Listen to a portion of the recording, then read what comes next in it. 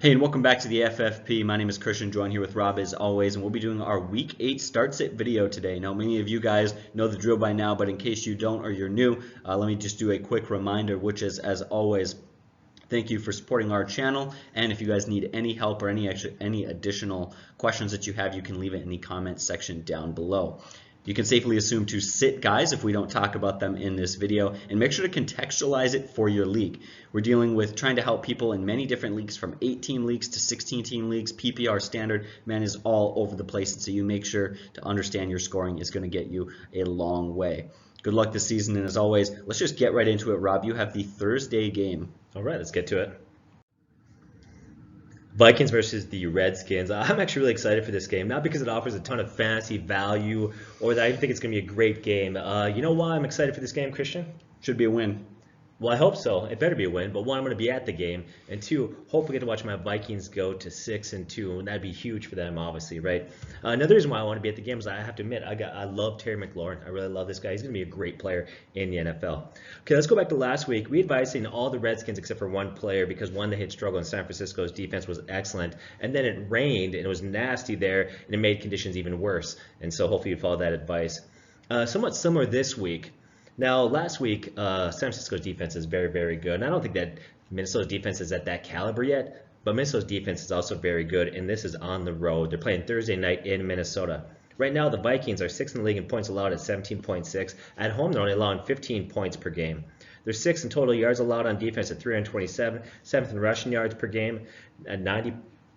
They're just a very, very good defense overall. The one area where they have a little bit of weakness is maybe passing. They allow the 15th most passing yards per game. There's some weakness there. There's been 3 quarterbacks that have thrown over 300 yards versus the Vikings there. But what I guess I'm saying is that the Vikings defense is very good, very similar to San Francisco there. I think that's going to create a lot of problems for the Redskins playing on the road. Now, Case Keenum gets to return home to the one year that he had a really good year playing for the Vikings. Maybe that's a little extra motivation for him there. But one, he's not good, for being honest. Take away that 1 year, he just hasn't been a very good quarterback in the NFL. And he doesn't have great weapons. You take away Terry McLaurin, really doesn't have a lot there to work with there. So on the road against a good defense, you just need to sit him, don't risk it. Adrian Peterson, another former player returning to his home where he was drafted. The interim coach, when he took over, said he was committed to running the ball. He said he didn't care about efficiency. The key was consistency and balance. Since he's taken over, Adrian's been good. He's actually had one game where he had 20 rushes for 81 yards and 23 rushes for 118 yards and a 4.63 yards per carry. But the Vikings allow the 5th fewest points to running back. So if you're in a pinch, if you're in a large league, that is standard scoring, I would start him as a low-end running back too. He'll get volume in this game, although the one concern I would have is by the second half, I think the Redskins will be playing catch-up and have to throw the ball quite a bit there, meaning it's harder to stay committed to the run. In PPR leagues, his value drops considerably. I'm sure you can find safer plays in PPR leagues than risk it with Adrian Peterson. Chris Thompson, in a short week there, he missed last week due to an injury. I doubt he plays in this one, but it's on the road and a tough matchup. His stats were declining before he got injured there, so I would really, even if he plays, I would sit him and watch and see what he does, avoid him. There's Terry McLaurin. What happened last week? Well, one, San Francisco was good, but mostly it was the weather. That game script was nasty. You know, in fact, that was the shortest game they've had played in 10 years. Once again, it was a very short game, very nasty game there. I think he's going to rebound this week and have a decent game. Playing from behind, he'll probably get double-digit targets in this one. So I would start him. But because the Redskins' offense is not good, they're playing the Vikings and they're on the road, he can't be anything better than a wide receiver 3 or flex play. But I do think he has value there in that, so he should have, like I said, increased targets. Skins, tight ends, kicker, defense, sit them all. Don't even think about it. Just sit the rest of those guys there in that one. As far as the Vikings go, Kirk Cousins. Talk about a tale of 2 seasons, right? Like early in the year, this guy was ridiculed not only by people in the media, but some of his own teammates came out. Adam Thielen came out. Diggs wanted to get traded, but boy, a couple weeks later, everything has changed. Everybody's happy in Minnesota, aren't they? What's interesting, though, is even in the preseason, a lot of sites had him ranked real low. There's kind of a lot of hatred to this guy going back. In fact, most sites had him ranked about 18 or 19. I look back, you know where we had him ranked? Because I wasn't sure. I couldn't remember. I thought I knew, but I wanted to make sure that I was 100% accurate on this one. Where do we have him ranked, you know? I don't know, somewhere around 10 to 12. 11th. We had him ranked number 11, okay? The idea was he had a down year last year, but a down year consists of 30 touchdown passes. He has great weapons. And I think the biggest problem why people overlook this guy is they're too emotional and they lack being rational, I guess. Too often they can't compartmentalize or separate football from fantasy football. I don't care if he's not a big-time player in big games. All I care about is stats. And the guy can put up some football stats in the right games there. Early in the year, we talked about the fact that, his numbers weren't great. A lot of his game script. They blew out Oakland, they blew out Atlanta, just didn't need to throw the ball a lot. The only game he really played horrible was versus the Bears. In that game, he was bad. But since week 4, okay, he's been amazing. No other quarterback in the history of the NFL has had a 3-game stretch where he's had a quarterback rate over 130. He's been amazing. He's got the #1 quarterback rate in the NFL right now, #1 over anybody. 3 weeks in a row over 300 yards passing with 10 touchdown passes. Now, Grounds versus the Giants in Philadelphia, we kind of expected that, right? But last week on the road in Detroit versus a solid Detroit defense, played great. Now, this week he could be out Adam Thielen. That might hurt him a little bit there. But versus Washington, allowing the 8th most points to quarterbacks. And those numbers could actually be worse. Right now, like I said, Washington's allowing the 8th most points to quarterbacks. But the last 2 weeks, they padded those numbers versus Miami and San Francisco in that rain-soaked game there, where they only allowed 8 fantasy points per game. You need to start Kirk Cousins at home, right? That's kind of a no-brainer. Seems like it. Yeah, start him. Dalvin Cook. Skins allowed the 5th most points to running backs. Dalvin is thriving in Kubiak's run-focused offense. In fact, he's leading the NFL in rushing right now. He's got 8 touchdowns. He's a top 5 running back weekly start every week. You got Dalvin Cook. He's got you in first place right now, doesn't he? He does have me in first place. Yes, in fact, we played each other this week. Both teams 6-1. I guess the winner's going to take sole possession of first place. I hope you lose. So let's look at the Redskins. They allow the 5th most points to wide receivers. Adam Thielen hurt his hamstring. You know, he's targeting to make it back this week, but you look at NFL Network's Tom Pesario reports that it'd be very doubtful for him to play. He wants to make it in. First of all, I'm the Vikings. I'm going to tell this guy to sit. Why would you risk aggravating that injury in a game that you probably don't need him to win? But if he does play by chance, if he's a go, and I can't see them risking it, you got to start the guy because he's got too much talent, too much potential there. But start him as a wide receiver 2. And here's why you can have him low wide receiver 2. You could easily re-aggravate that injury, or in the second half, they're up by a lot. Why are you going to play this guy? So once again, monitor injury reports. We do have a Friday video, and we're going to talk about some of these things on Friday, so watch for that. Stephon Diggs. Either way, you're going to start this guy. It doesn't matter what Adam Thielen does, but if Adam Thielen's out, you start Stephon Diggs as a wide receiver 1. If he plays in the game, then I would say Stephon Diggs is probably a high-end wide receiver 2. And then Johnson in this game, we'll see. Now, if Adam Thielen sits, I expect that he's going to. Johnson, he's had an increased role the past few weeks.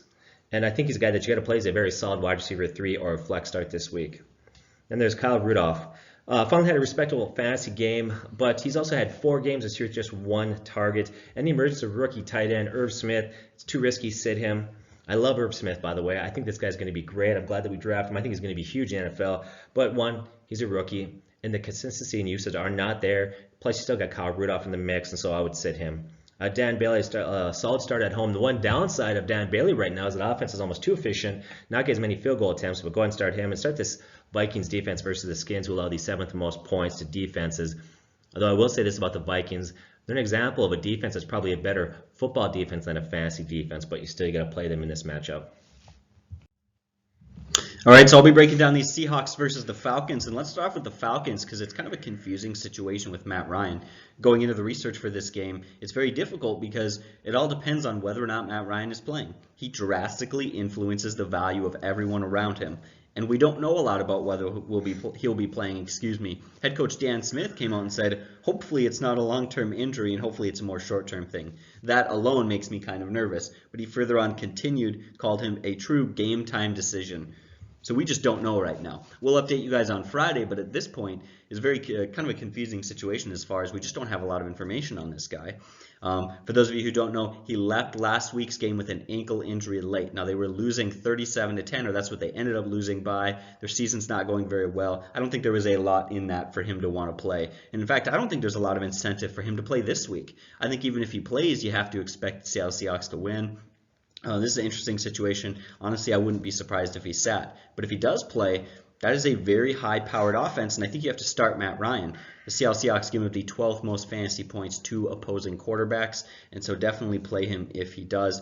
Veteran quarterback. I think he's 38 years old now. Matt Schaub will be playing if Matt Ryan is not in. That is a pretty big downgrade. I think that's definitely going to hurt the fantasy value of the guys around him. Now we'll move on to running back Devonta Freeman. This is a bit tougher matchup for him. Not only did the Seahawks give up the 12th fewest fantasy points to running backs, he's coming off of a very bad week last week. But when you really break it down, I still think he's got some good fantasy value, and I think he comes in as a medium to low end running back too. Nothing great, but good. So heading into last week, he was 14th among running backs in fantasy scoring in PPR. He was 10th over the previous 3 weeks and 5th over the previous 2 weeks. Again, he had an off week, But when you lose 37-10, your quarterback gets hurt, you kind of get scripted out of the game because of how many points you're down by. That seriously hurts his value. Excuse me, I'm a little bit sick. You guys will have to forgive me for that. But we'll move on now. Julio Jones. Seattle does give up the 9th fewest fantasy points to wide receivers, but are you seriously going to tell me right now that you've got a better option than Julio Jones? You're definitely going to start him, even if Matt Ryan doesn't play. I think even if Matt Schaub does play, if he's in there, I think you still have to put Matt Ryan in. Rob, do you disagree with me on that? Again, I feel like he's got a lot of PPR value, just the volume and targets and how effective he has been. Yeah, this whole thing's confusing for me. Going back to Matt Ryan, I've got Matt Ryan in 2 leagues. I'm going to make a decision tonight. Waivers go through in the middle of the night. And the problem that I have with this is you got to play Matt Ryan. That defense is horrible, and he's been a great quarterback. There's a lot of weapons there. But I don't know. And if I pass up picking up a quality quarterback and then Friday he doesn't play, the downside though, grabbing guys, I don't want to waste a bench spot on putting Matt Ryan on my bench to grab a 1-week stream if I can avoid it. Once again, this is tricky. This whole thing's tricky for me right now. So. Yeah, it is a very confusing situation. It's funny because I went into the research for this game thinking, well, he's injured, but I'll look into it, I'll do my best, and then I will base all of my research off of whether or not I expect him to play, but I genuinely don't know. That's what our Friday video for is guess, but let's move on. I think you're going to start Julio Jones either way. Calvin Ridley is a little bit different. He has been very hot and very cold this season, and he is kind of touchdown dependent. He is not a super big PPR guy. Now, he does get a boost because Atlanta just traded away their wide receiver, Mohamed Sanu. That could certainly boost his numbers, but I would sit him if Matt Ryan is out. I think that's going to be enough to really hurt his value and keep him out. As always, that really depends on your league size and what you're working with at wide receiver, but I would probably sit him. Again, that depends. I hate to back myself into a corner with any advice. As I already mentioned, Mohamed Sanu was traded to the Patriots, so I will be talking about him later. Austin Hooper is a must-start. Not only do the Seattle Seahawks give up the 5th most fantasy points to wide receivers, he's a PPR stud with 4 touchdowns in the last 5 games. Yeah, maybe Matt Ryan misses this game, but if you're Matt Schaub, what are you doing? You are not ready to be the starting quarterback. You're not a starting quarterback. That's probably going to see a lot of checkdowns to a safe option in Austin Hooper. That could almost improve his value. I certainly don't think it will, but I don't think his value is going to be hurt at least too much. I think you got to play Austin Hooper. Matt Ryan, he's a low-end start, and definitely sit him if Matt Ryan is out. And you guys sit the Falcons defense. Get this, over the last 5 weeks, the Falcons defense have combined for -3 fantasy points. They're a definite sit. Finally, feels like I've been talking forever, but we'll come to Russell Wilson and the Seattle Seahawks. You got to start Russell Wilson. Quarterback rating of 114 on the year, and the Falcons give up the 2nd most fantasy points to quarterbacks. Chris Carson's another guy you got to start. This could very well be a blowout game, especially if Matt Ryan is out and the volume is there. This guy's averaging over 23 carries a game, and again, could be a very good matchup. In fact, he has 22 catches on the year through just 7 games. That is already a career high for him, puts him on pace for 50 catches. Actually makes him a somewhat underrated PPR back. Far from great, but with the way that Rashad Penny has been playing, he is the clear-cut #1 guy and a must-start. Tyler Lockett, the numbers have been insane. He's actually 9th in fantasy scoring this season. You have to start this guy in a great matchup. Move on now to DK Metcalf and Jerron Brown. I'm going to put them in a category together because for me, they are low-end wide receiver 3s at best. For me, I would call them wide receiver 4s, probably even low-end wide receiver 4s. You can play them if you're desperate. But the fact of the matter, a guy like Jerron Brown, you take out one good game from this year, he's going to get you 2 or 3 catches and maybe 40 yards receiving. That's what he's done for you. DK Metcalf's been a little bit better. He's going to get you 3 or 4 catches and 50 to 60 yards. Neither of them have been fantastic. And if Matt Ryan is out, it turns into a blowout. They could very well see little usage and in the passing game. Excuse me. We'll move on now to the tight ends. I think you got to sit all Seattle tight ends. And I would start kicker Jason Myers. The Falcons give the 6th most fantasy points to kickers. He's been far from great this year, but it is a good matchup. And I think you got to start Seattle's defense. So yeah, it seems very obvious, but especially if Matt Ryan is out. Again, this game is very dependent on Matt Ryan, so my apologies for that. We'll update you on Friday. Let's talk about the Bills versus the Eagles. Start with Carson Wentz. So the Bills defense, start with how they are defensively. They're really good. In fact, right now in the league, they're 3rd in points allowed. They're 4th in pass defense. They've allowed the 4th fewest points to quarterbacks. They shut down Tom Brady. Now, I will say this. They haven't faced a lot of good quarterbacks besides Tom Brady. They faced Darnold, Eli Manning, Dalton, Mariota, Fitzpatrick. So that stat hasn't really been tested by a lot of quality quarterbacks. And I think Wentz is going to fare better than those other quarterbacks did versus them. Carson Wentz can be, at times he can struggle, but he's a good quarterback, and I think he's going to do better.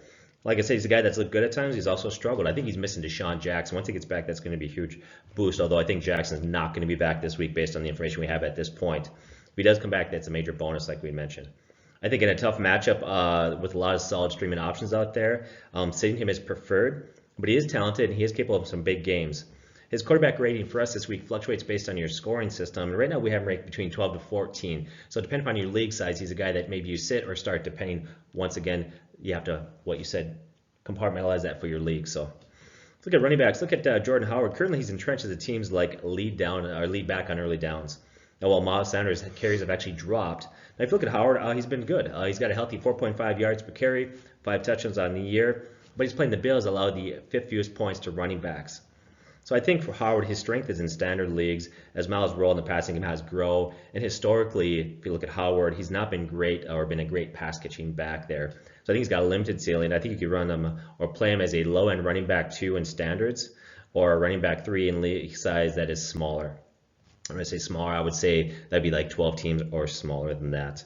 So you could start him as a RB2, but that would be 14 teams or larger once again. Miles Sanders had double-digit carries the first 4 weeks, but the last 3 weeks, only averaging 6 carries per game. His usage is going down. So obviously, they've really just leaned on Jordan Howard to get those carries there.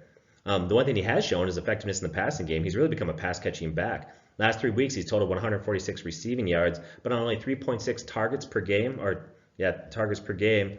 That volume really make it hard to trust him. So I would sit him versus a good Bills defense. I would only consider playing him, 1, as a flex position in PPR leagues. That's a large league. How about Alshon Jeffrey? Had a disappointing game versus the Cowboys. On faces the Bills, allowed the 4th fewest points to wide receivers. And I think that Alshon Jeffrey is going to see a lot of shutdown corner White. I think it's going to be a tough day for him on the field there. He could be a low-end wide receiver 3 starter, but I think sitting Alshon Jeffrey is better. Depends on who you have. If you can afford to sit him, obviously I don't know your bench depth. You're going to have to figure that out. Now, I do think a lot of targets this week for Philadelphia, because I do think that defense is good, and I think that White's going to shut down Jeffrey. I think a lot of those targets are going to go to Ertz and Goddard in this one. Let's talk about Zach Ertz. So in the preseason, we said he's going to regress. And we said primarily because Dallas Goedert's going to evolve, get better. I think that's exactly what we're beginning to see right now. Now, the tight end possession is thin. There's just not a lot of good tight ends out there. And so he's too good to sit. You're not going to sit Zach Ertz, right? You're just not going to do that. So I think you need to start this guy and kind of cross your fingers.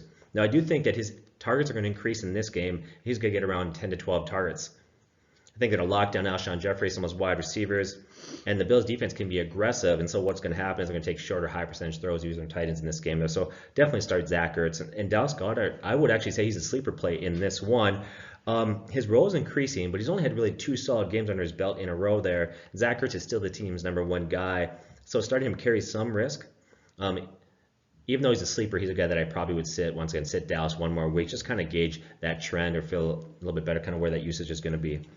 Jake Elliott on the road, possibly windy, rainy, against a good defense, I would sit him. And then the Eagles defense, you take away the Jets game, they've been bad all year, sit the Eagles defense. Let's look at Josh Allen. Averaging 18.5 fantasy points per game on the year. Quietly, that's very solid. Not a bad play versus Philadelphia, allowing the 13th most points to quarterbacks. 13 most sounds like a lot, but that actually could be a lot worse. Because there was one game against Luke Falk of the Jets where they actually only allowed 0.8 points in that game. You take that one game out of there, and they're allowing a lot of points to quarterbacks there. That secondary is horrible. Plus, the Philadelphia's defensive line is really stout. So what do teams do? They throw the ball a lot. So I think he's in for a big game.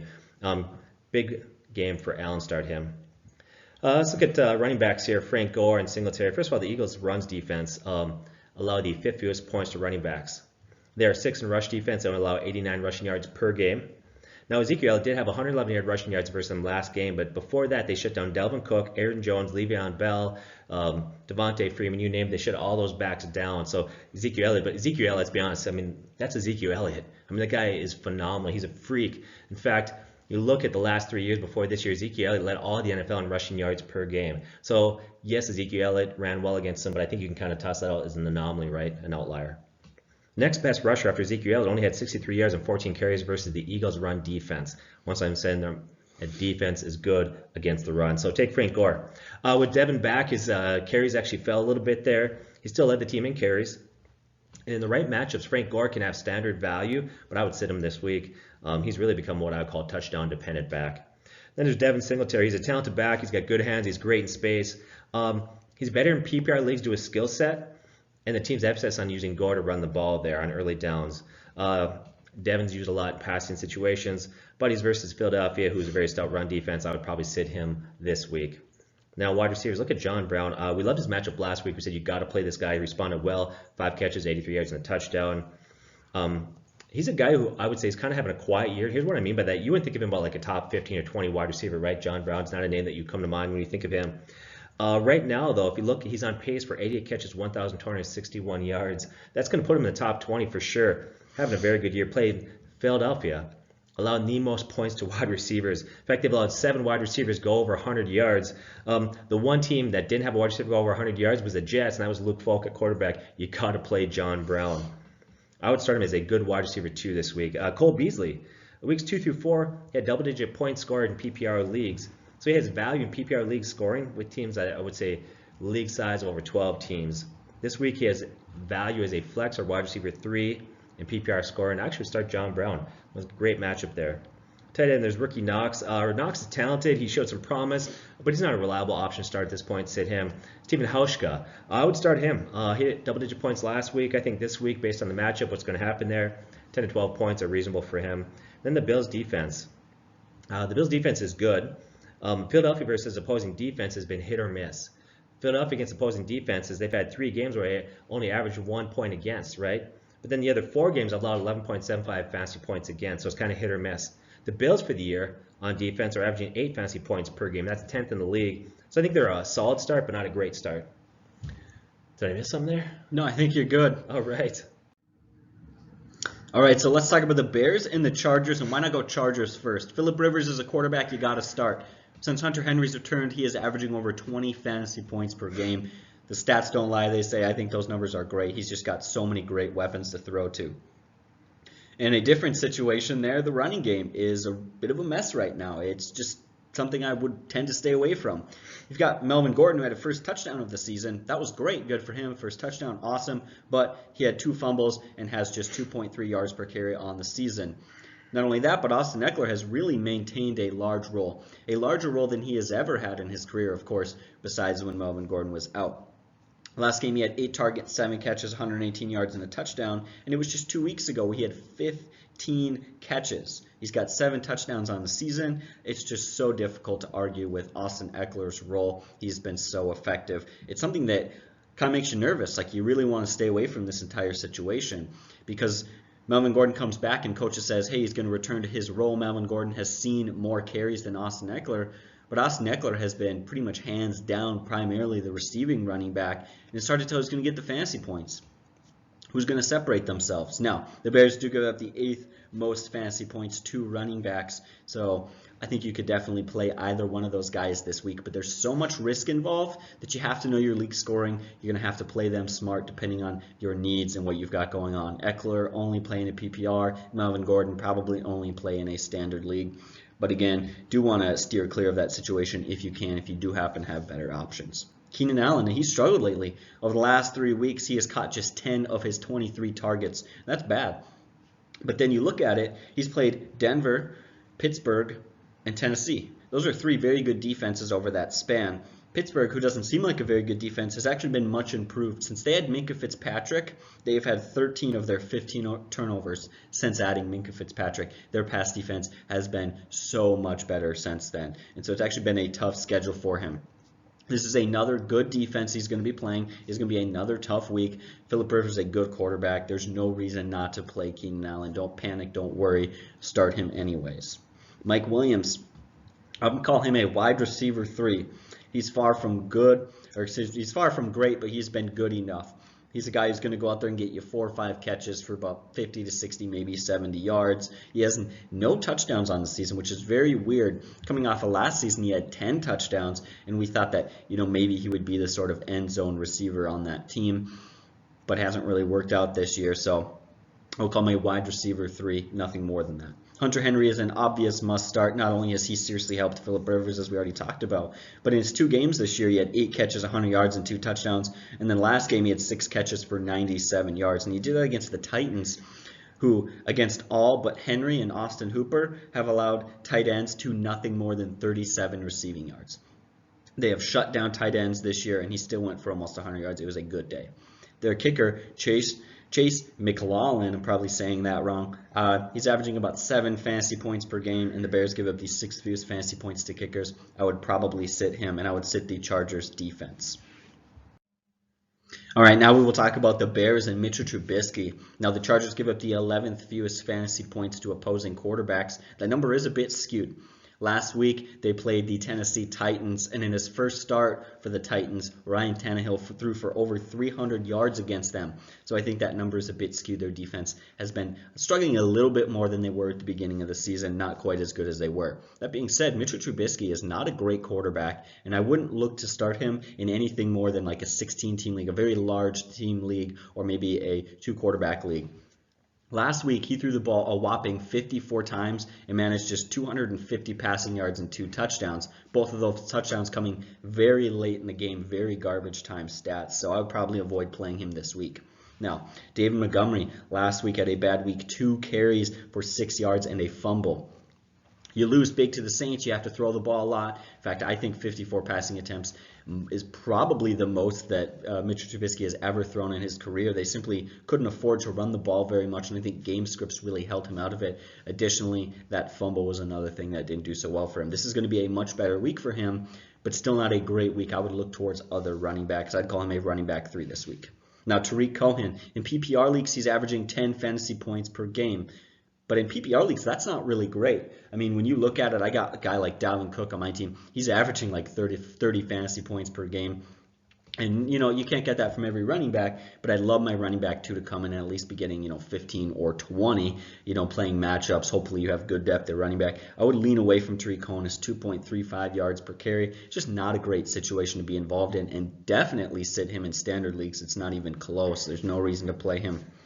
Allen Robinson's a guy you got to play. He's got 3 receiving touchdowns in the last 2 games. And in fact, Pro Football Focus ranks him as the 14th most fantasy points among wide receivers this season, which actually sounds pretty good. But it's even better when you consider, I think it was like 5 or 6 wide receivers ahead of him haven't had a bye week this year, and so they've actually got more games played than him. If you look at fantasy points per game, he gets even higher.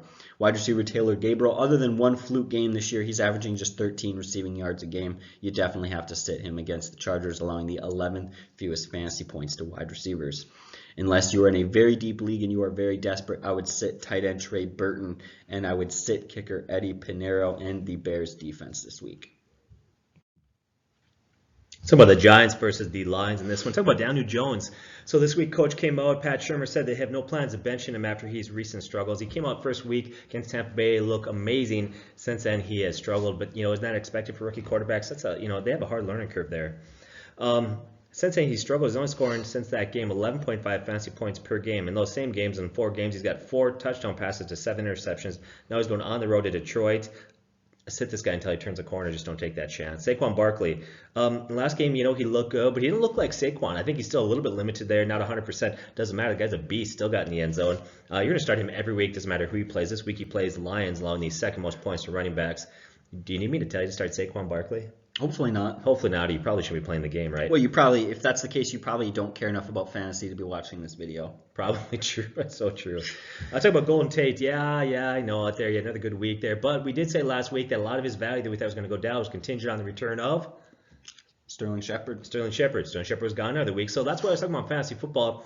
The information is constantly changing. You've got to remain flexible. So what you think on Wednesday may change on Friday. Okay, Golden Tate is a prime example of that. When Sterling Shepard is out, he's got value, obviously. He started 3 games, 2 or 3 games. He's been very good. Once again, benefiting from Sterling Shepard's absence there. What I want to see is Sterling Shepard coming back and then see what the target distribution between the 2 comes. We'll have to wait and see. Now, early this week, right now, Shepard hasn't cleared concussion protocol. He thinks it's going to happen either this week or next week. And the reason why they've been slow to clear him is he's actually had 2 concussions this year, and they're very careful about that nowadays. Now they're going against a team that gives up the 10th most points to wide receivers. So I would start Tate as a solid wide receiver 2. If Shepard returns, Tate gets downgraded to a wide receiver 3 or flex play. Sterling Shepard. The stats are there. The skills are there. This guy's got talent. He just has a hard time staying on the field. He needs to get back on the field. He expects, once again, it's going to be either this week or next week. What I would say is that until he's back, we can see the rapport that he has with Jones. If he does come back, the best that you could do is a wide receiver 3 start for him in mid or large size leagues. Evan Ingram, after a hot start, he's cooled a little bit with Jones at quarterback there. With a good quarterback, this guy's a top 5 weekly tight end starter. He's very talented. But even with struggles there at that position, or even with the quarterback struggling there, it doesn't matter. Tight end's a thin position. And even when he's struggling, at least to connect or to find that rapport with Jones, he's still a top 10 tight end play. You're going to play him. Who else are you going to start, right? You got Evan Ingram and George Kittle? Probably not. Rose is a solid kicker in a bad offense. Sit the Giants on the road versus the Stafford and the Lions, who allow the 12th fewest points to defenses. Sit the Giants defense. Let's get Matthew Stafford. He's having a good year. 13 touchdown passes, only 3 interceptions against a very good Vikings defense. Had a huge game. 4 touchdown passes, 364 passing yards. Now he's playing the Giants, allowing the 7th most points to quarterbacks. This is a great matchup. Play Matthew Stafford. If you need to stream a quarterback this week, he's got to be your guy to grab. Kerryon Johnson's week to week with an injury. Very doubtful he's going to play this week. If he happens to play, once again, I don't think that's going to happen. His knee's not going to be 100%, and he hasn't been that strong running the ball. In fact, his yards per carry for the year are 3.3. I would sit him regardless, just to not take that chance. We do think that he's going to miss the game, and Ty Johnson is going to take over while he recovers. Playing the Giants, allowing the 5th most points to running backs. He'll see some targets in the passing game. He's got adequate hands. He'll get about 12 to 15 carries in there. Now, the unfortunate thing is the Lions' offensive line has really struggled in run blocking this year. They've not been very efficient there. Doesn't matter, though. He's still going to get volume, and therefore that volume is going to mean that he's a low-end running back to play once again, Ty Johnson.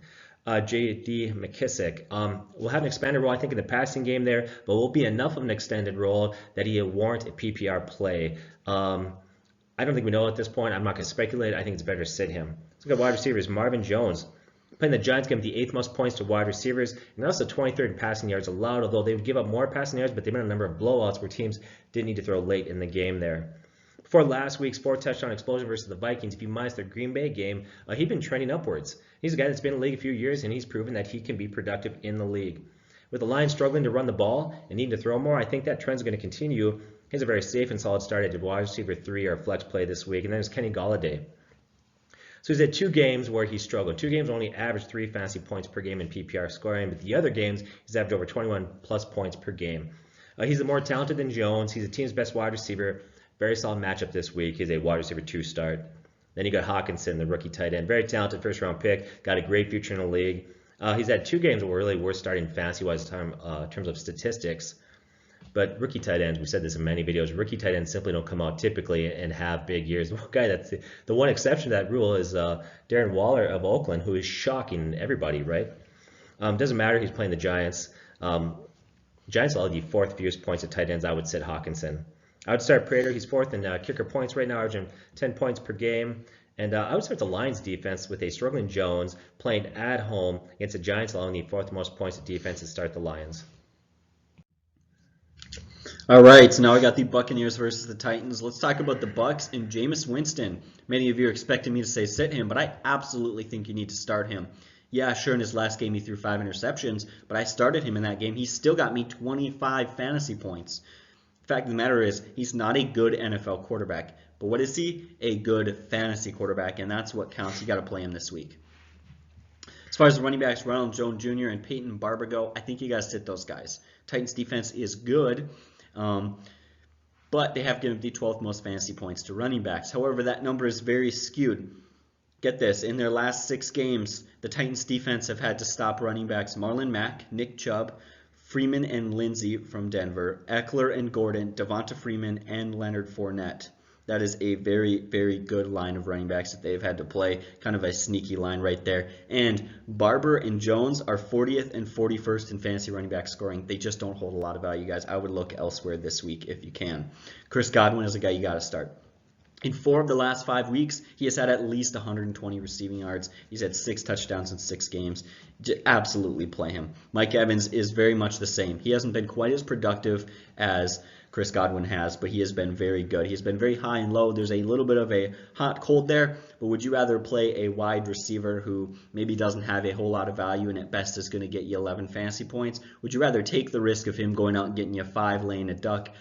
But you also have this opportunity for him to go out there and get 3 touchdowns and have a monster fantasy day. I'll tell you what, I play this guy just for the upside. O.J. Howard, you should sit him, and you should start kicker Matt Gay. He is currently 10th in fantasy scoring among kickers, but 7 of the 9 kickers ahead of him have not had their bye weeks, and so he's going to move up that list quite a bit.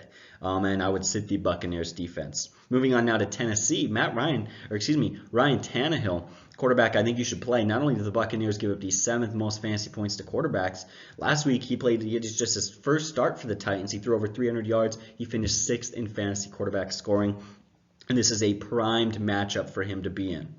Derrick Henry. Derrick Henry is a guy who comes in as a low running back 2, and in PPR leagues, I would consider sitting him. This is going to be a very tough matchup for him. Rob, I don't know if you know this, but the Buccaneers have not only given up the 3rd fewest fantasy points to running backs, but do you know what running backs they have done that against? I do not. Christian McCaffrey twice, Todd Gurley, Alvin Kamara, and Saquon Barkley. Some big names. Those are some very big names, so that's going to be a tough matchup for him. Not saying he can't have a good game. He certainly gets the volume, but if you're a guy who has running back depth, and especially in a PPR league, I would look elsewhere. Just consider your options. Corey Davis and A.J. Brown. Buccaneers give up the most fantasy points to wide receivers. I think this could be a very good day for them. I would call Corey Davis a wide receiver 2, maybe a low wide receiver 2, and A.J. Brown a wide receiver 3. There's some risk in starting them, but I think this could be a very good week.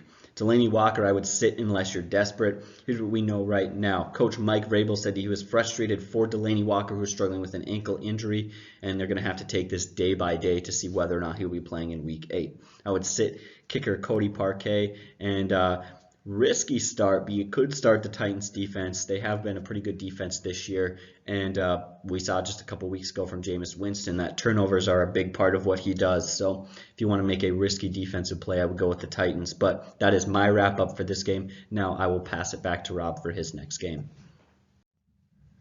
Let's talk about the Broncos versus the Colts in this one here. Let's start very beginning there with Joe Flacco. So minus the Jags game, he's been bad. In fact, there's one talk going out there. How long before they finally bench this guy and play for the future, look to the future? Right now, the coaches have come out and said they're not going and they're going to stick with him.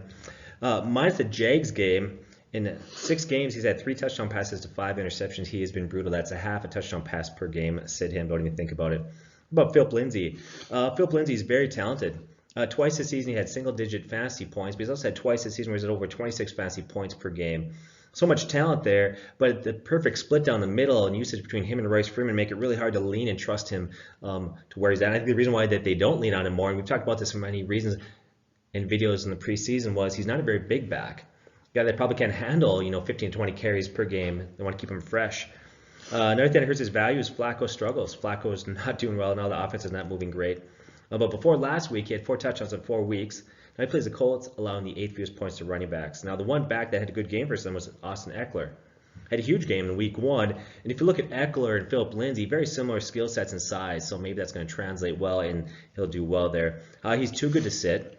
His ceiling's high because of his potential, but the floor's a little bit lower with Royce part of that offense. So I would start him as a low running back too. Royce Freeman. Last week suggested starting him, and he played well and rewarded owners with a decent day there. But this week is a tougher matchup. I would sit him in standard leagues, but his usage in passing game, he's been pretty consistent. He's actually getting a lot of targets and catches there. It means he can be started as a flex play in PPR leagues, but a low-end play. He's got less upside than some other options out there. So as wide receiver, go look at Cortland Sutton. Having a very solid season. He's been very consistent. He's only had 1 game with over 100 receiving yards, yet he's still on pace for 1,250 receiving yards and 82 catches. Been very consistent, very good there. You like him. So I would start him this week as a wide receiver 2 in this one. Versus the Colts, allowing the 15th most points to wide receivers. Another thing that's hurting the Colts right now is their secondary is banged up. They got a lot of injuries, guys missing time. So I think Cortland Sutton's a good play. I was going to talk about Emmanuel Sanders when I started the video, but then he got traded to San Francisco. He's going to go there, become their best wide receiver, the number 1 guy. Clearly, they need a wide receiver help. That's a huge boost for him. And what a way to go from Denver to a contender. Yeah, that's a great move. Does San Francisco know they're already one of the best teams in the NFL? Did they need to add more weapons? I mean, probably not, but they really needed a wideout. They really need a wideout, yeah. So that leaves out Deshaun. I think I said that right. Deshaun Hamilton, right? I always get those names are mixed up. But anyways, last season he showed some promise. But with Flacco's quarterback and a run-heavy offense that's going to run the ball at least 20, 30 times a game, I would sit him. All the tight ends in the struggling offense, none of them are prolific. Sit them. McManus, the kicker, I would sit him in this offense. He's really hard to trust. Denver. Minus 2 games, they're scoring on average 1.4 fantasy points per game. Sit them. And I think what's happening here in Denver, why that defense is maybe less effective, is when an offense struggles, a defense makes it hard to pin their ear back and bring pressure. They can't be one-dimensional. And so what happens, opposing offenses are playing them can remain balanced, run the ball, keep that defense off balance. Chubb is gone, that hurts. Also, they're playing the Colts, and that Colts offensive line is great. They've only allowed 2 sacks last 4 games, while the Broncos are having a hard time getting pressure on the quarterback. In fact, during 5 games this year, they only had 1 sack, so once again, stay away from them. Jacoby Brissett, you take away the Kansas City game, which, by the way, they won. You take away the Kansas City game, he's been golden. This guy's got 14 TD passes, only 3 interceptions. He's got a quarterback rating over 100. He's definitely made the retirement of Luck less painful for Colts fans, right? Not to mention he's younger and cheaper at this point of his career. Now, Denver has struggled this year. The Broncos got a lot of issues. Obviously, they're rebuilding there. They're looking at next year. One of the areas where they haven't struggled, though, is their pass defense. They're still pretty solid there. In fact, right now, they allow the 4th fewest points to quarterbacks. But I think a lot of that can be attributed to the quarterbacks that they have faced. Okay, once again, I'm not taking anything away the fact they played well against quarterbacks, but they faced Derek Carr, Mitch Trubisky, Gardner Minshew, who actually had a good game versus them, Marcus Mariota, who's benched now, and Matt Moore. In that Matt Moore game there, if you look early in that game, Kansas City, that first couple drives there, Pat Mahomes actually looked really great before getting injured. Also, Jacoby Brissett's much better at home than on the road. On the road, he's averaging 162 passing yards per game, but at home, 300 passing yards per game. In his 3 home games, he's got 6 touchdown passes to 1 interception, and this game is at home. So I would start Jacoby Brissett in this one. I think he's going to be a good play. Look at Marlon Mack versus the Denver defense that, according to stats, can be run against. So if you look at Denver, looks like you can run the ball against Denver, but I think those numbers are a little skewed because Leonard Fournette had 225 rushing yards versus them. You take that out, and running backs are only averaging about 3.5 yards per carry. They've been pretty stout. In fact, it's been since week 3 that they gave up rushing touchdown there, so that Denver's defense is pretty tough against the run. And here's the question to Marlon Mack owners.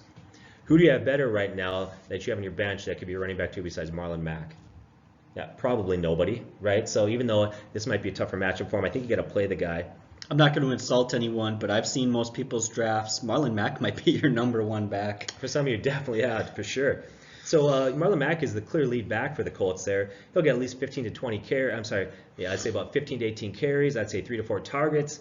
So I'd start him as a mid-range running back too. He's got a safe floor but a lower ceiling in this game there. So wide receiver goes T.Y. Hilton. Denver gives up the 4th fewest points to wide receivers. Hilton is very good. Was going to get a heavy dose of Chris Harris there, who's a very good cornerback. Another example, Hilton in this game, of a player that's simply too good to sit, even though he's got a tough matchup. So you're going to have to start him, but he's a mid-range wide receiver 2 this week. And that leaves Zach Pascal. I don't think last week was a fluke. We actually been talking about him last couple weeks leading up to this. Okay. So there's been signs there that he's been trending the right direction. I think he's going to settle into the number 2 wide receiver. They're opposite of Hilton. Now, depending on your league size, waiver wire availability, league scoring, your bench depth, for the remainder of the season, I think he's going to be in that wide receiver 3 conversation of a guy that you can start week in and week out. And I would say that's where he lands this week. I would say you could be starting him as a wide receiver 3 if your league is 12 teams or larger. Let's get tight ends, Eric Ebron and Jack Doyle. Ebron's outperforming Jack, but their usage is really similar. They both had 5 targets last game. Many forget that Eric Ebron's a former first-round pick, and some of that increased production is due to the fact that he's just more skilled and a younger player. And so I think that's why we're seeing it. The concern that I have is until one of those gets injured or goes down, the usage is not there. It's hard to depend on him. I would start Eric Ebron in this one. But without an injury to increase the usage, he's going to run hot or cold all year, depending. So, Adam Vinatieri. Denver allows the 3rd most points to kickers. It really looks like Adam has found himself again. He struggled the first couple of weeks, but he's starting to hit those kicks again. He missed a bunch of extra points during the year, but I think he hasn't missed one now since week 2 or 3. So I think you can trust Adam Vinatieri to start. And Colts defense. Denver allows the 10th most points to defense to start the Colts. All right, here we got the Rams versus the Bengals, and I like to start off talking about the Rams. There's a lot to like with this Rams team right now, a lot of fantasy value. Bengals give up the 6th most fantasy points to quarterbacks. Jared Goff is a guy you got to start. In his last 3 games with Todd Gurley playing, to note, because I think he makes a huge impact on that offense. So in those last 3 games, he's averaging over 25 fantasy points per game. Todd Gurley's another guy you got to start. Not only does he have 5 touchdowns in his last 3 games, but guy's also got a great matchup against the Bengals, giving up the most fantasy points to running backs out of any team in the NFL. I'm going to save you all some time. Start Cooper Kupp. That should be pretty quick and easy. Come now to the wide receivers, Robert Woods and Brandon Cooks. These guys just don't hold a lot of fantasy value. They really split as the wide receiver 2.5. Neither one is really the wide receiver 3 or the wide receiver 2. They're really wide receiver 2.5, basically completely splitting targets and time. And the problem with that is it is statistically obviously very much hurt them. Every other game, one of those guys might have a good game, but the next game disappear, and they've really been held out of the end zone. Robert Woods has not scored a touchdown all year, and Brandon Cooks has not scored a touchdown since week 2. If you're talking low targets, not a lot of catches, not a lot of yards, and you're not finding the end zone, these guys come in as nothing more than low wide receiver 3s at this point, especially in a matchup where I don't think the Bengals are going to put up a lot of points and force them to throw the ball out. It just doesn't look to be that way. Gerald Everett at tight end. I think you should start Everett. This is a good matchup, as we've talked about, and he's had 3 of the last 4 games have been good. He has really solidified himself as actually a solid fantasy tight end, something that we didn't see coming into the season. It's been a pleasant surprise, so I would definitely consider playing him. You also got to start Greg Zuerlein. That seems pretty obvious, and I'd start the Rams defense. Bengals give the 7th most fantasy points to opposing defenses, and heck, they came just their first game with Jalen Ramsey and held Atlanta to 10 points, scored 21 fantasy points. You give that guy another week working with that defense, working with those schemes, and a much easier matchup. He won't be lining up across from Julio Jones. This is going to be a good week for that defense. I would start them. Andy Dalton, I think you got to sit him. Over the last 5 weeks, he is averaging less than 1 touchdown pass per game. And again, that Rams defense has just made a massive improvement in the passing game, so I would definitely sit Dalton. Joe Mixon, I can't believe I'm going to say this, but I would try to sit him if you can, unless you're in a large league, starting him as a low running back 2. You got to sit him. He has 18 carries for 12 yards over the last 2 games. That's absolutely awful. The fact of the matter is the numbers aren't there, and even if they get down a lot and they're throwing the ball a lot and Joe Mixon gets used in the passing game, well, that's not really the case. His targets have been cut in half the last 3 games as opposed to the previous 3 games. Move on now to Tyler Boyd. I think you got to start him, but with very low expectations. For me, Tyler Boyd comes in as a low-end wide receiver 3. He's very inconsistent. He scored 6 fantasy points, 30, 4, and then 11. So he's been all over the place the last few games. He's got a tough matchup against a very good corner. You still probably have to start him, but as a wide receiver 3. Some of you guys draft wide receiver heavy, and you're smart, you're getting out there in the waiver wire. I can honestly see quite a few of you guys not playing him this week. It looks like it's going to be a tough week. And we saw from last week that he gets some attention. The number 1 wide receiver last week was Alex Erickson. I think because of the attention that he draws, these other guys are able to shine. And that's what I want to talk about, Auden Tate and Alex Erickson. Now, this is a difficult situation because Alex Erickson has increased his role 2 weeks in a row. He's looked good, and to be quite honest right now, I think we have to expect him as the number 2 wide receiver ahead of Auden Tate. But we've seen just 2 weeks, 1 good week and 1 okay week. And so I think this is a situation where I don't think you can trust those guys in a tough matchup. I would probably avoid sitting them unless you're looking kind of desperate and you want to take a gamble, although maybe desperate's not quite the right word. I would sit Tyler Eifert. He hasn't had more than 2 catches since week 2 of the NFL season. And in week 2, he had 3 catches for 9 yards, so hasn't been a very good year for him. I would sit kicker Randy Bullock, and I would sit the Bengals defense. That is my fairly quick wrap-up for the Rams versus Bengals. The Cardinals versus the Saints. Let's talk about Drew Brees or Teddy Bridgewater. Arizona allows the most points to quarterbacks there. Now, I suspect Teddy Bridgewater is going to start this one, although Drew Brees is pushing. He started practicing this week. I think he wants to go. He's really competitive. But why would you take that chance if you're New Orleans Saints in this one here? Because after week 8, they have a bye. So that would give you basically another week or 2 to make sure he's 100% after the bye, ready to go, ready for the playoffs. The bottom line, though, doesn't matter. If it's Teddy Bridgewater or Drew Brees, we'll know by Friday. Whoever it is, start them in this matchup. They're going to be great. Let's talk about Alvin Kamara. Not 100%. Will he play this week? I suspect that he could go. I think he's close. But similar to Drew Brees, do they need him to go? Why would you risk it? Especially with the way that Latavius Murray looked last week versus the Bears in Chicago and that stout defense there. Why not sit Alvin Kamara 1 more week, give him 3 weeks to be 100% to come back? If he does play, another question you have to ask yourself, do they reduce his roll down? So it makes it tricky. Here's the danger. If they play Alvin Kamara, can you dare sit him?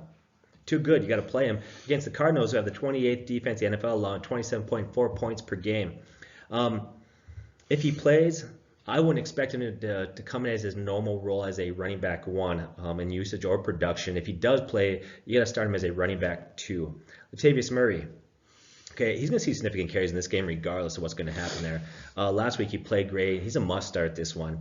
If Alvin Kamara sits, Latavius Murray becomes a running back 1, a mid-range play.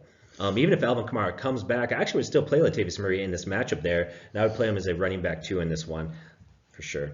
Michael Thomas. He's the only receiver on this offense at this point that you can trust. And it doesn't matter who's been at quarterback. This guy has been unstoppable. He's a stud, top 5 wide receiver play every week. Doesn't matter if Patrick Pearson lines up on him. You're going to play Michael Thomas. The other guys I would sit. Jared Cook, ankle injury, missed last week. We're going to have to monitor practice, see how he's doing there. He did have back-to-back weeks with a touchdown. But Teddy Bridgewater, quarterback, his value is a low-end tight end. Now, a lot of owners in the offseason were really excited to see if he would have the same connection or rapport with Drew Brees that, for example, Jimmy Graham had. Yeah. I guess time will tell. We'll have to wait and see what happens there if that comes to fruition. Will Lutz, great start in the matchup. Start Will Lutz. Saints defense, 4 last 5 games had double-digit points scored there. Last 3 weeks, the Cardinals haven't given up a lot of pressure. They haven't given up a lot of sacks in the last 3 weeks. They've only given up a total of 3 sacks, right? But it was to Atlanta, Cincinnati, and New York. So you can just chuck those games out there. The Saints are worth a start against a rookie quarterback that can make some mistakes in this one. And the Saints defense is playing very well. Kyler Murray, very similar. You know who he reminds me of out there? Lamar Jackson, right? Yeah. You watch him out there. He's probably a better passer than Lamar Jackson, but he doesn't run as much. But they're still very similar. He's really turned in one bad fantasy game, and that was the last game. That was due to Chase Edwards running so well. It's not that he was ineffective, but you didn't need to. Chase Edwards was running them out from 25 yards out. So, plays New Orleans give the 8th most points to quarterbacks. Now, getting Christian Kirk back in this one would help. We think he's going to come back this week. We'll have to see. Now, for me, he's not a top 12 star as far as quarterbacks go, but he's a solid play this one. If you need to go Kyler Murray, you can do that. Chase Edwards, what's going to happen there? I think it's clear he's going to have a significant role moving forward, but how much? I think a lot of that depends on David Johnson's health. David Johnson last week, he came out, he started, had 1 carry, said he didn't feel right. They turned to Chase Edwards, who was extremely effective.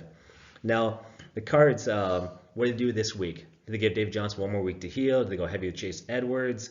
What's his usage going to look like moving forward between the 2 backs there? For being honest, Chase Edwards has been a more effective back in terms of his yards per carry, not just this year. Last couple years, David Johnson behind that offensive line has really struggled with efficiency. Here's where I'm getting scared. If you own either one of those guys, and you own David Johnson, don't you? Yeah. David Johnson's not going to become the backup, obviously. But could this become the dreaded running back by committee? I think it could. In fact, I think it's going to.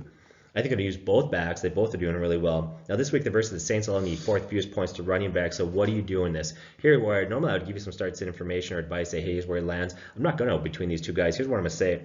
This is a situation that information during the week is going to be pivotal.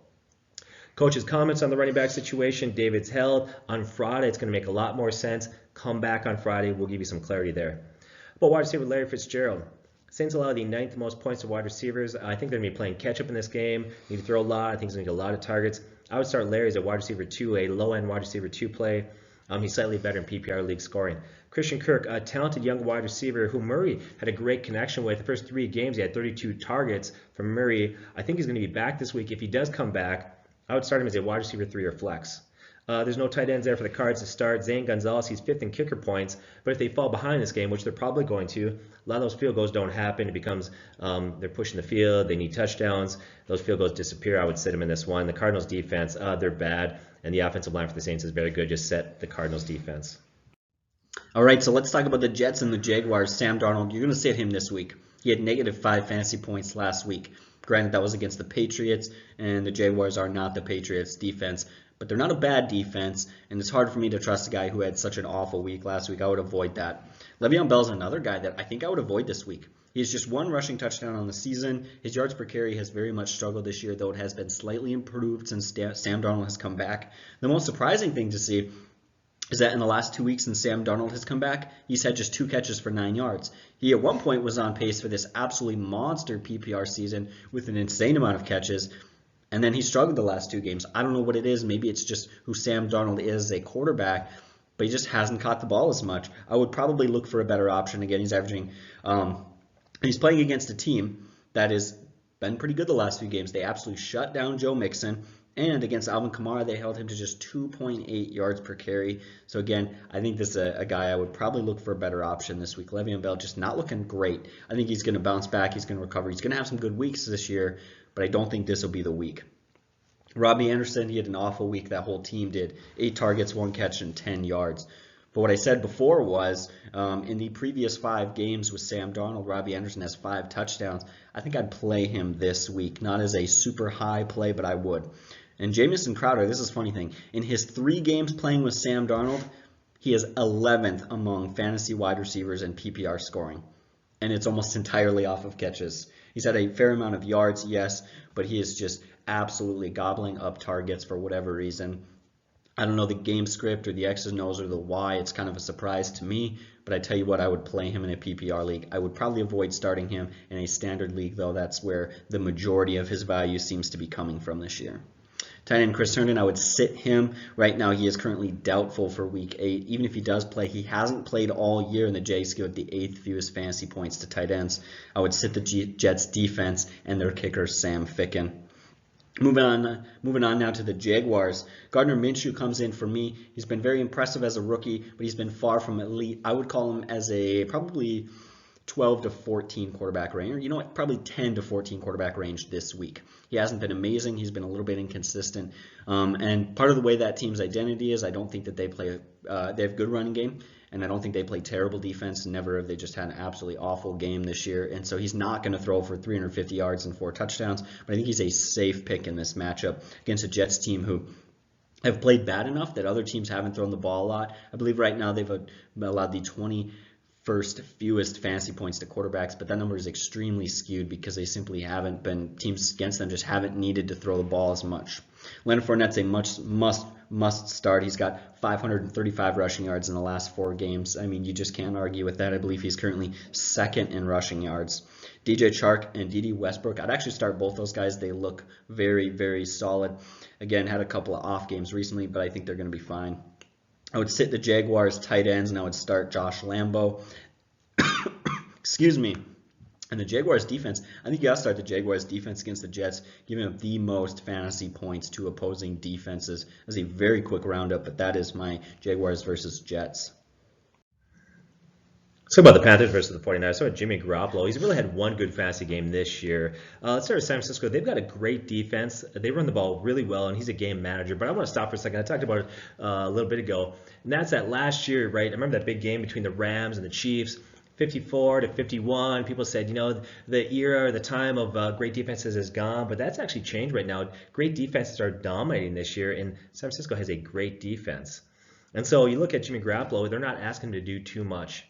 Now, he does have Emmanuel Sanders, got traded there today. I think that's going to help. He needs time to learn the offense and build rapport. Now, versus the Panthers, who actually get a lot of quarterback pressure. They've been pressuring the quarterback, playing better on defense. I would sit Jimmy Garoppolo in this one, find better options. So with running backs, Tevin Coleman. Of all the backs, they've got a lot of good backs. You've got Matt Breida, Wilson, Mostert. You've got Coleman. A lot of talented backs there. Tevin Coleman is the biggest of them by far. And you can see that he's become kind of their lead back. Last 3 weeks, he's averaged 18 carries per game to Breida's 10.6. Now they're playing Carolina, allowing the 10th fewest points to backs. Coleman's getting the ball and getting the carries kind of on early downs there. In the first 2 weeks back, he had 2 touchdowns, so he's getting the goal line carries. But because there's so many issues going along there, who can you trust usage, for example? I would say I would start him no higher than a running back 2 in leagues that are 14 teams or higher. If you're in a league that's 12 or smaller, I would avoid starting him. In fact, here's what I would tell you. If you're depending on winning games, trusting the San Francisco running back situation, I think that's unpredictable. I would trade out of that. I'd package something together. I would try to get rid of those backs and try to get you a running back situation that you can trust, because I think all year long it's going to be hard for you to trust. One guy go and have a big game, you think you can trust him, it's going to change again. Matt Breida, lightning in a bottle. This guy, every time he touches the ball, he can go the distance, but the volume is simply not there. I would only consider playing him in PPR leagues that are deep as a flex. As far as wide receivers go, Sanders will become the number 1 guy there. Emmanuel Sanders, clearly their best wide receiver. But you need a game to see the rapport, targets, things like that. Give him some time. Don't trust him this weekend. As far as the other wide receivers for San Francisco, I would sit them all. George Kittle. He's a no-brainer. You're going to start him, right? Last week, the weather kind of hurt his production. He's going to rebound really well. Gould, I would start him against the Panthers, allowing the ninth most points to kickers. At the long video here, I can't even pronounce things. I can't speak. Anyways, 49ers, I would start them. They are great defense, and they're scoring about 14 points per game on fantasy. Start those for sure. Let's look at Kyle Allen. Kyle Allen has been a wonderful surprise. He's been honestly spectacular. He's been extremely effective and efficient. And if you're a Cam Newton fan, I'm sorry to say this, but Allen should be that quarterback for the Panthers moving forward, right? I think he's their future. But he's playing San Francisco, allows the 2nd fewest points to quarterbacks. San Francisco's only allowing 10.7 points per game on defense. Their 2nd total yards allowed at 223 yards per game. and they're first in passing yards allowed. They're only allowing 133 passing yards per game. All that tells you, sit Allen in this one. In fact, I would say almost all the Panther players, except for one guy that you got to play, and who's that? Christian McCaffrey. Christian McCaffrey. That defense is really good, but so is Christian McCaffrey. He's the best back in football right now, at least fantasy-wise he is this year. He's in PPR league scoring over 32 points per game. It's a tough matchup, but he's too good to sit. This week, though, I would say he's a low-end running back one. DJ Moore, some people might argue that, but I would say, tell you what, if you're maybe in a really, really large league, he could be a wide receiver 3, but I would sit him. I would sit Greg Olsen. I hope you have a more viable option out there than Greg Olsen. Joey Sly has been kicking well, but on the road against a great defense, I would sit him. So there's two things I would look at. I would start Christian McCaffrey, and then I would actually start Panthers defense. Last 4 games, I got 23 sacks and 6 interceptions and 6 fumble recoveries. I would start them against an overrated Jimmy Garoppolo. All right, so Tom Brady, should you start him or not? I'm going to go out on a limb here and say I think Tom Brady is a good quarterback. I don't mean to be so controversial, but he's got good weapons, and you should probably play him this week. Heck, he already had great weapons. They were already one of the best offenses in the NFL, and they went out and added Mohamed Sanu. This guy is absolutely loaded. He's a must-start. Sony Michel is too. You're playing the Browns this week, who give the 4th most fantasy points to running backs, and it's funny, his yards per carry have been bad. Last week he had just 2.2 yards per carry on 19 carries, 42 yards. It didn't matter. He still scored 3 rushing touchdowns. Fact of the matter is, I don't think that the Patriots care that his yards per carry is low. Yeah, of course they care a little bit, but they're going to continue feeding him the ball. That's just what they've shown us this year, especially in games where they're winning, where they're up. They're going to keep their guys healthy, so I think you got to play him. Now, yeah, Jim, unless it's the one game you start Sony Michel, and 3 carries go to Bolden and 2 quarterback sneaks to Brady, the game that I started on. Anyway, sorry, I'm just venting there. Well, you can be bitter all you want. We'll move on with the video. James White, this is a guy I think you got to sit in standard leagues. He's averaging less than 10 rushing yards per game this season. Now, he's a guy who's going to get you 8 or 9 catches a game, but that only helps you in PPR leagues. And even then, he's only getting you about 10 or 12 fantasy points a game.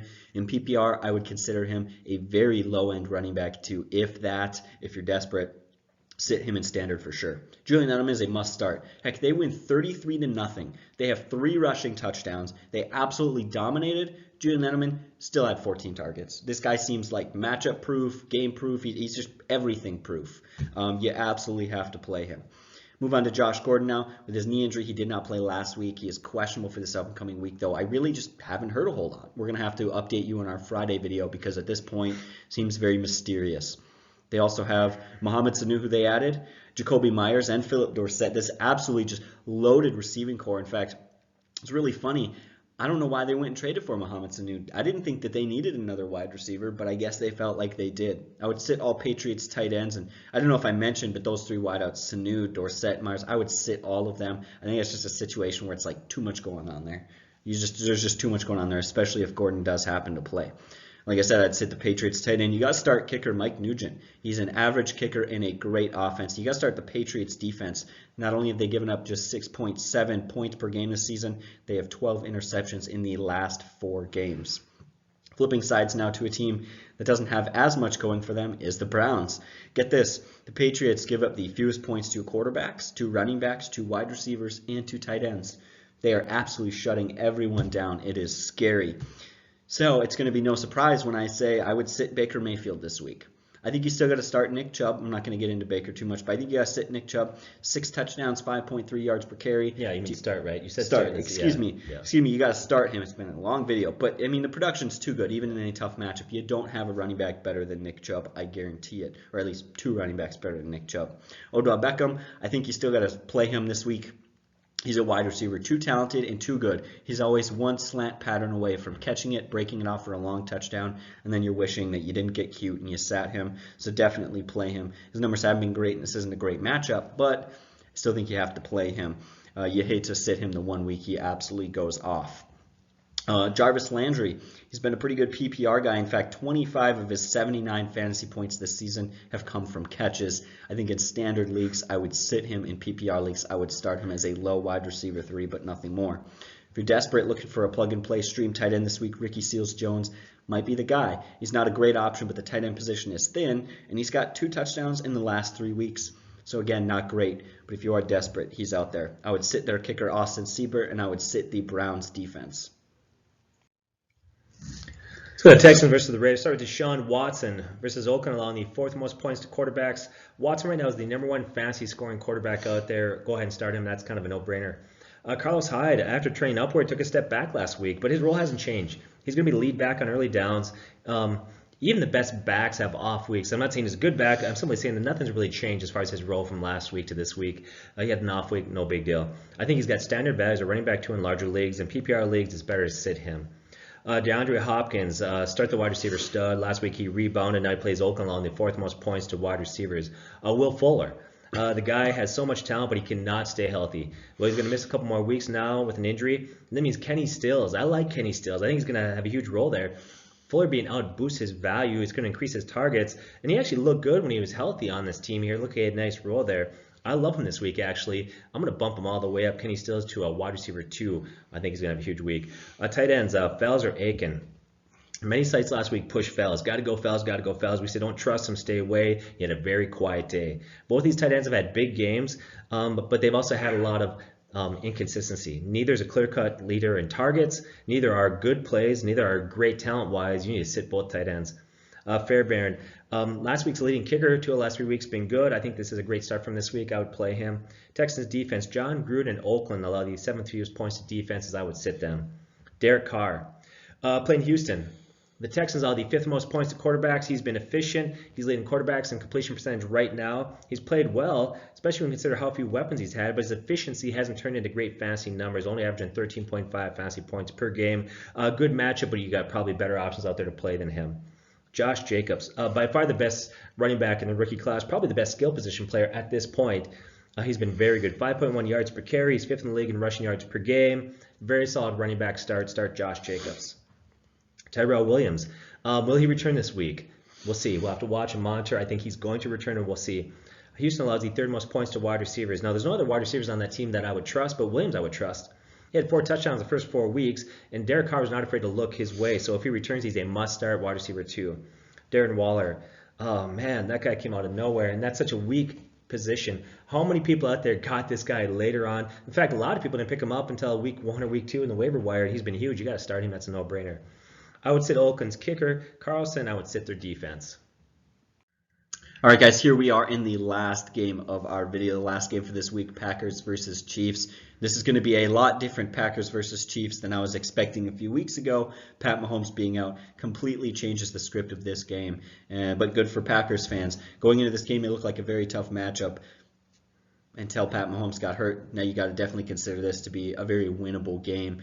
Aaron Rodgers, you got to play this guy. Good matchup against a bad pass defense. He's got 8 touchdowns in the last 2 games. He looks like the old Aaron Rodgers that was, you're throwing 42 touchdowns a season. But I think the game script's going to be a little different. I don't expect quite as much from Aaron Rodgers as I normally would with Pat Mahomes out. I have to imagine that the Packers probably going to win this game, probably going to run the ball a lot. Here's what we know right now. Jamal Williams at running back, he's got 8 catches and 2 receiving touchdowns in the last 2 games.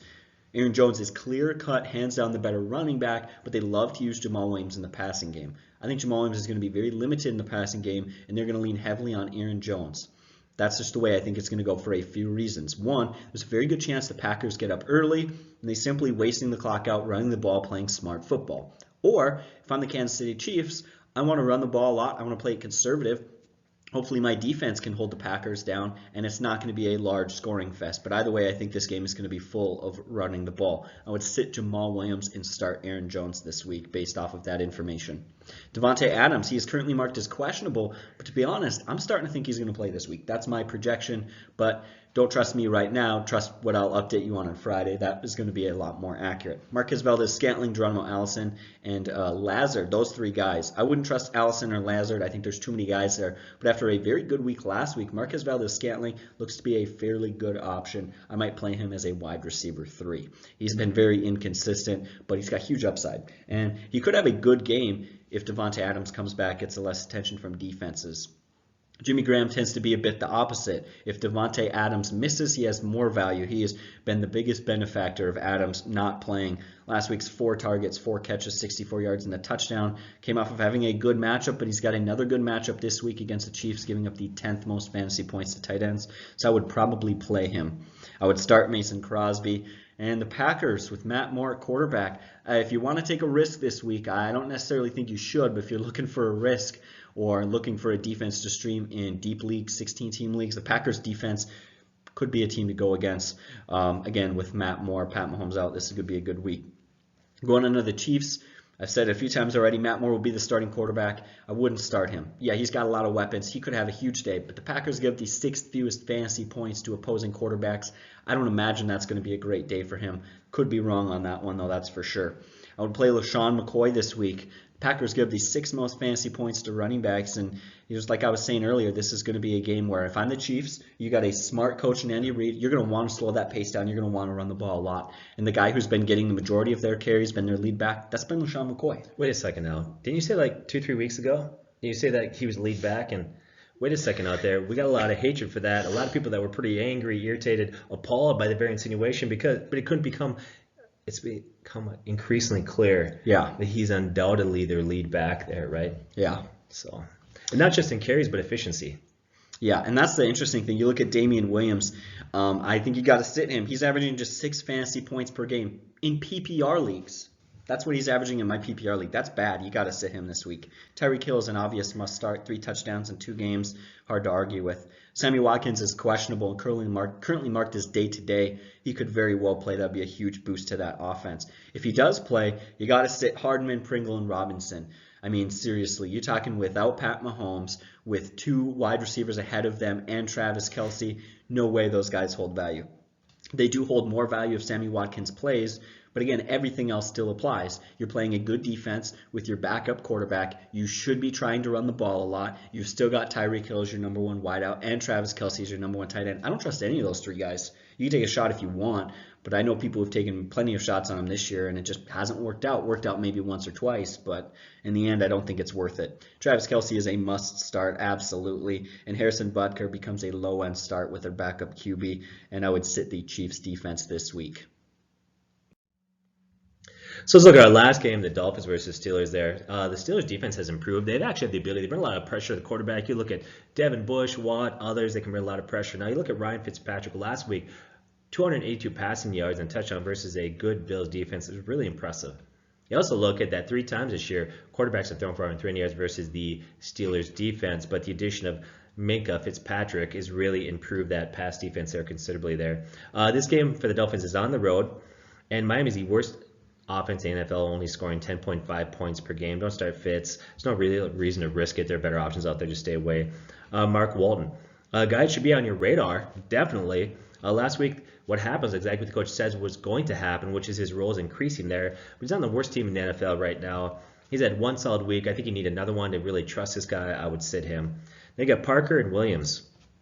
These guys are going to grab some stats, maybe some garbage time stats there. Parker's had TD 3 weeks in a row. Williams has shown some promise, but at best are very, very low-end wide receiver 3 starts who carry a risk and has to be in a very large league like 16 teams. You and I play in a couple of 16-team leagues.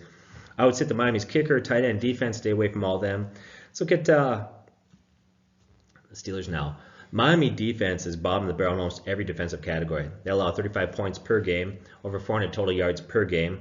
Now look at Mason Rudolph versus Miami, allowing the 3rd most points to quarterbacks. But since Big Ben has went down, you see them focusing more and more on really running the ball, playing good defense there. This is a great matchup, but he's not a great player. He's not ranked in the top 20. I think you can find somebody better. The only way I would even think about starting him is 1 if you're in daily fantasy or a 2-quarterback league.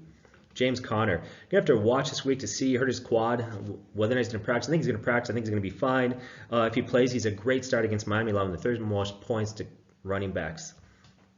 If for some reason he can't go, then Benny Sneal is the guy that you have to look for, and I actually like him as a strong plug-and-play as a running back too in this one.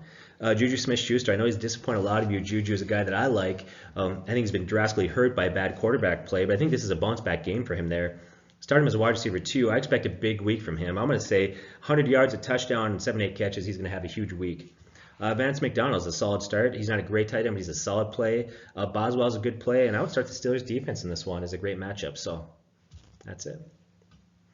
Any questions? Once again, leave the comments in the bottom. We try to answer. We can't always get to it. We're really sorry. It gets to be too much. Appreciate it so much. Thank you for being a part of this. God bless.